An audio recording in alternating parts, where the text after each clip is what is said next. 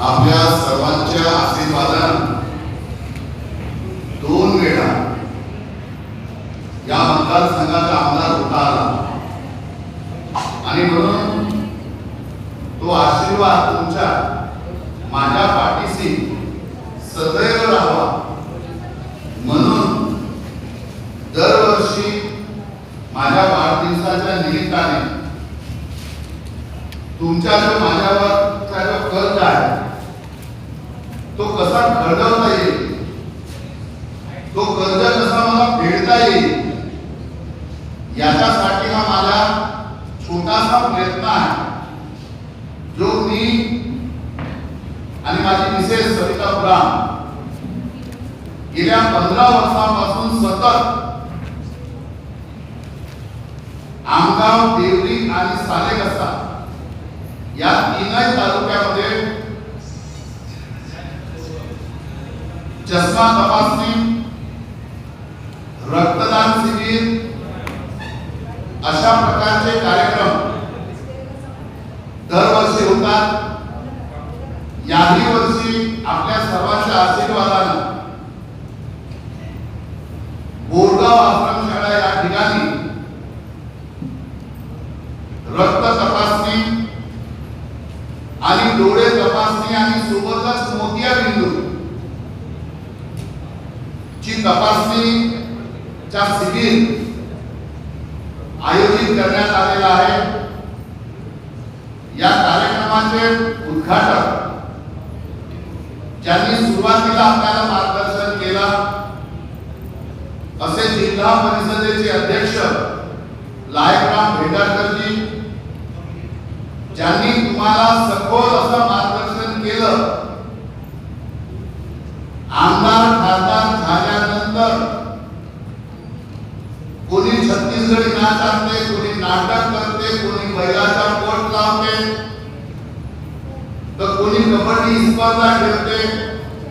मग प्रोग्राम फुटे का पाय फुटे, पण ज्यांनी आपल्याला सांगितलं की संजय पुराम हा असा कार्यक्रम करत नाही, लोक उपयोगी कार्यक्रम करतात असं ज्यांनी मार्गदर्शन केलं, असे माझे मार्गदर्शक आदरणीय श्रीराम विद्यालय चिंचवडचे प्राध्यापक वीरेंद्र अंजनकर सर, सभापती अनिल भिसेजी, नगराध्यक्ष संजू विकेजी, प्रकल्पाचे प्रकल्प अधिकारी कासिम साहेब, मंचावर उपस्थित जिल्हा परिषद सदस्य कल्पना वालोदे, बाजार समितीचे संचालक यादव भाऊ पंचमवार, सालेकशाहून आलेले राजेंद्रजी गोडोले, प्रवीणजी दहीकर, व्यासपीठावर उपस्थित अंबिका बंजार आणि आमचे वडीलधारी जे नेहमी आम्हाला मार्गदर्शन करतात असे भरतसिंग दुर्ना, कार्यक्रमाला आवर्जून उपस्थित आमगाव देवरी विधानसभेतून आलेले आमचे सहकारी, डोळे तपासणी करिता आलेले आणि आमचे जो डोळे तपासून झाले आता आमचा चष्मा द्या याच्यासाठी बसलेले माझ्या माता, माझे बुजुर्ग बंधू आणि भगिनी, मी इथे भाषण देण्यासाठी उभा नाही आहे. मला आता तुम्हाला चष्मा द्यायचा आहे आणि ज्यांना चष्मा नाही लागला ते म्हणतील का आम्हाला चष्मा काऊन नाही लागला, तर त्याचे डोळे चांगले आहेत ना जबरदस्ती काय त्याला चष्मा लावून. पण काही लोकांचे शिक्का मारणार असतील मोतिया बिंदू शस्त्रक्रिया. आता नंदनकर सरांनी सांगितलं पाय नसल तर चालत, हात नसल तर चालत, पण डोळ्यांना दिसला पाहिजे. मी हे डोळ्याचा कार्यक्रम दरवर्षी काऊन घेतो माहिती आहे? माझी माय असल, माझी बहीण असल, हे ओल्या काळ्या किंवा चुलीत टाकते, फुकते, लढते धुंग्याच्या, पण हिस्सो काही भेटे नाही आणि तो धुंगा माझ्या मायेच्या पोटात जाते, डोळ्यात जाते.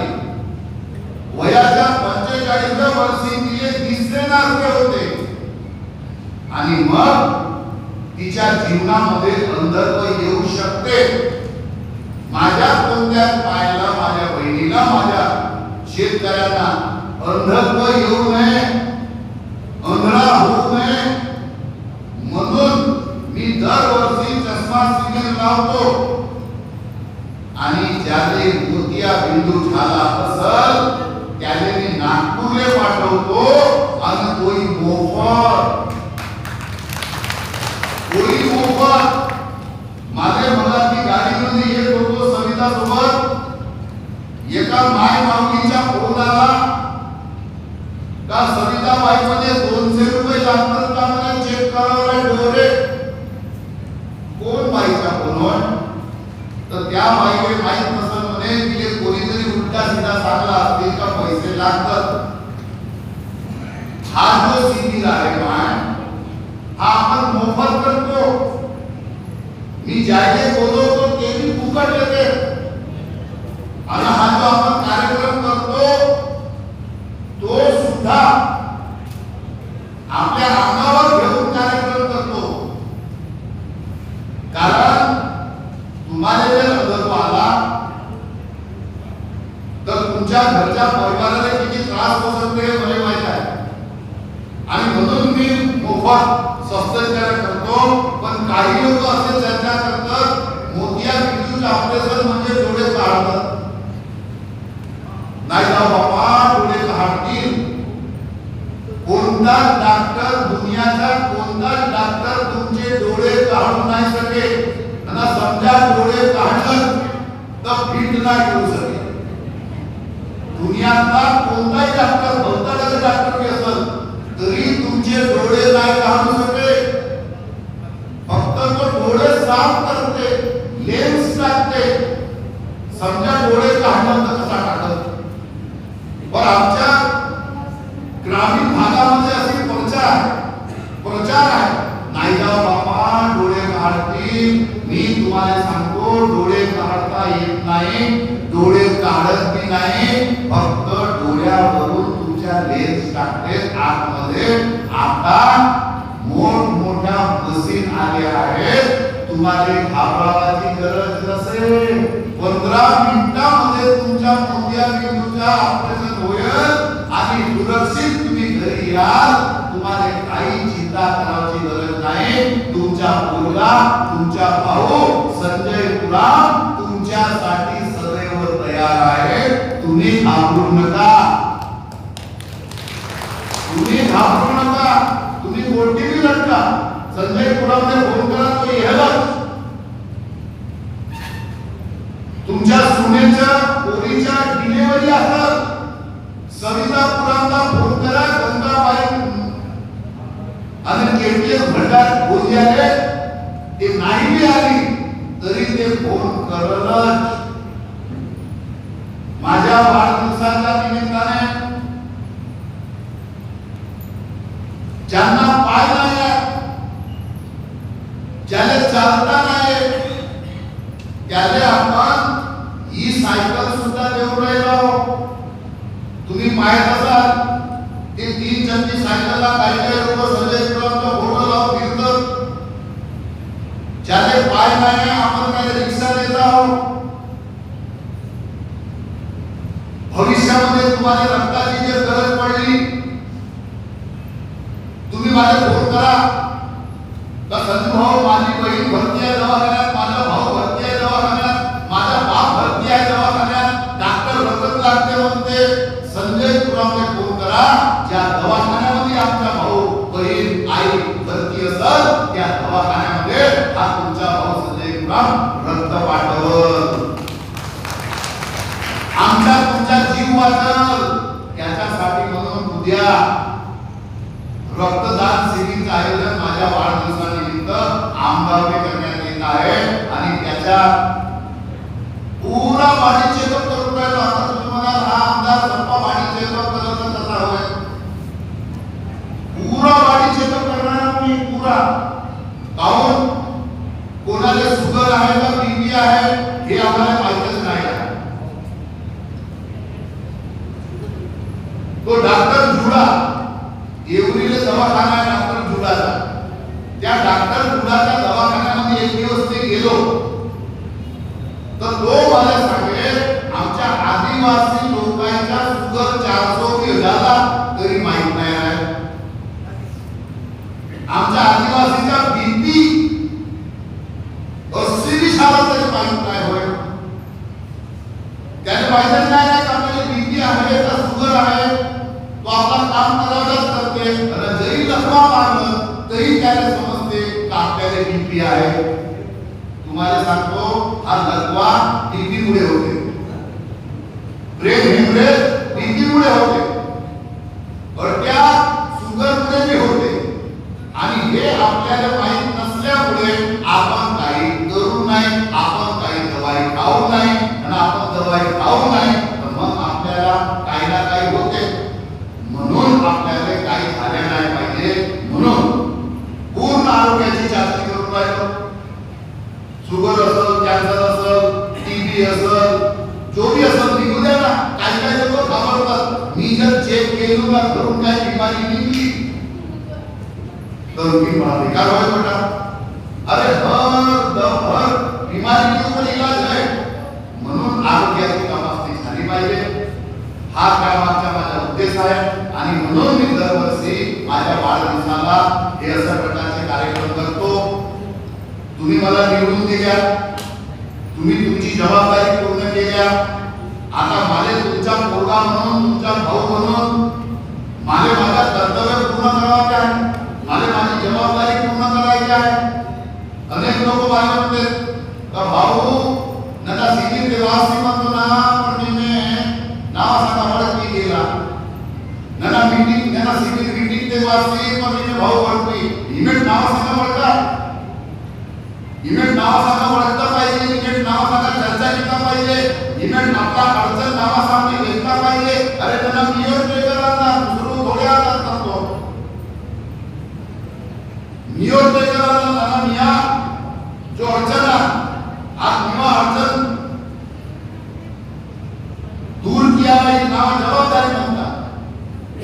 इव्हेंट नाव सांगा ओळखले, नाव सांगा चर्चा केली, मिया जो होती अडचण म्हणतात नागपूर हेवी. आप लोग अपनी अड़चन डायरेक्ट बताया करो. अगर आप लोग मुझे डायरेक्ट अड़चन बताओगे तो ये मुझे समझ में आएगा ना. मेरा थोड़ा सर दर्द करता है ना, पेट थोड़ा ना, मैं भगवान थोड़ा हूँ जो आपके में जो अड़चन है वो मुझे बराबर पता चल जाएगा.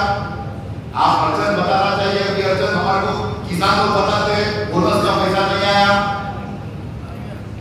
धान हम बेचे उसका पैसे नहीं आया, बार-बार लाइट जा रही है आपका साथ करा, लाइट को दूर करो. ये ऐसे जो काम है मेरे को डायरेक्ट बताओ. डॉक्टर काम नहीं कर रहा है, तहसीलदार काम नहीं कर रहा है, पटवारी काम नहीं कर रहा है, ग्राम सेवक काम नहीं कर रहा है, ये मेरे को बताओ. अगर आप बताओगे नहीं तो मेरे को समझेगा कैसा. और इसलिए ये सारी चीज आपके माध्यम से मेरे पास आना चाहिए. आपका जो मेरे ऊपर विश्वास है, आपने जो मेरे को जो विश्वास किया है, उस विश्वास में खरे उतरने के लिए आपका साथ चाहिए. मैं अकेला कुछ नहीं कर पाऊंगा जब तक आप मुझे साथ नहीं दोगे. जैसे 14 को साथ दिए, 19 में गड़बड़ हो गया, लेकिन फिर 24 को आपने मुझे साथ दिया. आने वाले समय में मेरे तरफ से जितना भी मैं कर सकता हूं आप लोगों के लिए, मैं पूरे ताकत के साथ करने की कोशिश करूंगा, आपके साथ खड़ा रहूंगा. संजू ये बता रहे थे कि संजू भाव ये सब चीज करते हैं, लेकिन साथ साथ विधान भवन में अपने समाज की बाजू भी रखते हैं, किसान की भी बाजू रखते हैं, लाडली बहनों को भी बाजू रखते हैं. और इसलिए सारी चीजें हमको आने वाले समय में करना है. निश्चित तौर पे आज आप मेरे जन्मदिन के अवसर पर अपने आंखों की गई हुई रोशनी फिर से लाने के लिए, अपन को बीमारी कौन सी है वो उसका चेक करने के लिए आपको यहाँ आए. बड़े पैमाने पर आप लोगों ने मुझे आशीर्वाद दिया. निश्चित तौर पे आपका ये जो आशीर्वाद है, मैं प्रसाद समझ के और सेवा समझ के निरंतर आपके सुख दुख में अड़चन में ये संजय उरांव सदैव आपके सेवा में तत्पर रहेगा, कार्यरत रहेगा। और आप हर साल मेरे जन्मदिन के अवसर पर जहां भी कार्यक्रम होगा, आज ककोड़ी के भी लोग आए हैं, चिंगड़ के भी लोग आए हैं, पालनपुर के भी लोग आए हैं, हरदोली के भी लोग आए, चांदापेटा के भी लोग आए हैं, चीचेवाड़ा का भी लोग आए, भरेगांव के भी लोग आए हैं, यानी पूरे चारों तरफ से यहाँ पर बड़सगांव भुनाड़ी के भी लोग आए हैं, यानी पूरे चारों तरफ से लोग यहाँ पर आए हैं। माझ्यावर तुम्ही लोक प्रेम करणारे, माझ्यावर सातत्याने प्रेमाचा वर्षाव करणारे तुम्ही लोक, आणि तुमच्याकडे तुम्ही आज एवढ्या मोठ्या पदावर गेलो आहे, निश्चितच तुमच्या कर्ज, तुमचे उपकार काम करून सेवेच्या माध्यमातून मी फेडण्याचा प्रयत्न करणार आहे। पुन्हा आपण सर्व लोक मोठ्या संख्येने या ठिकाणी आलात। आयोजकांनी अत्यंत सुंदर असं आयोजन या ठिकाणी केलं। योगेश भांडरकर, योगेश रामकर, संजूजी रुईगे, सिद्धसजी भिंडारकर, नितेशजी वालोदे, मनोजजी नेरी, छोटूजी भाटिया, आपले सगळे जे कार्यकर्ते आहेत, बालाजी गटकवार, आपले इथले तुलाजीजी, संजयजी जाळे, या सर्व आपल्या कार्यकर्त्यांनी जो आपला देखभाल केला, आपला सर्वांना या ठिकाणी व्यवस्थित बसवून नाश्ता खाण्याची जी व्यवस्था त्यांनी करून दिली, त्याबद्दल मी आयोजकांचा या ठिकाणी मनपूर्वक आभार व्यक्त करतो। या शाळेचे मुख्याध्यापक खेडकर सर यांनी अत्यंत सुंदर अशी व्यवस्था आमच्या तुमच्यासाठी तयार करून दिली। खेडकर गुरुजींना जर एवढा मोठा सभागृह तयार नसता करून दिला आम्हाला, तर हा कार्यक्रम झाडाखाली घ्यावा लागला होता। त्याचे धन्यवाद प्रकल्प अधिकारी उमेश कासिर साहेब यांचे सुद्धा आभार। आपण सर्व लोक या ठिकाणी आलात, आपले सुद्धा आभार व्यक्त करतो आणि आपल्या सर्वांच्या या ठिकाणी रजा घेतो। माझ्या भाषणानंतर लगेच चष्मे वाटपाचा कार्यक्रम होईल आणि म्हणून आपण सर्वांनी त्याचा लाभ घ्यावा आणि सर्वांनी नाश्ता करून मग आपल्या घरी जावा एवढी विनंती करतो। थांबतो। जय सेवा, जय भीम, जय श्रीराम, भारत माता।